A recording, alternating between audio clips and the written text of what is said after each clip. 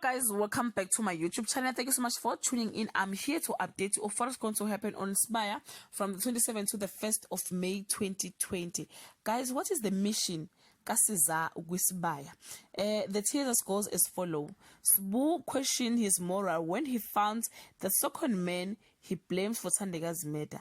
And Caesar continued to put on the charm when it comes to wooing Jamludi. Begumuzi spins into jealous rage that his girlfriend is phoning over her boss Sbu rather than him. This one are going to date, I'm telling you guys.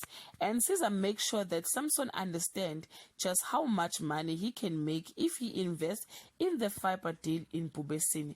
Guys, this is all I have for today. You can leave your comment below and share your thoughts. Till we meet again. I love you so much, guys. Bye.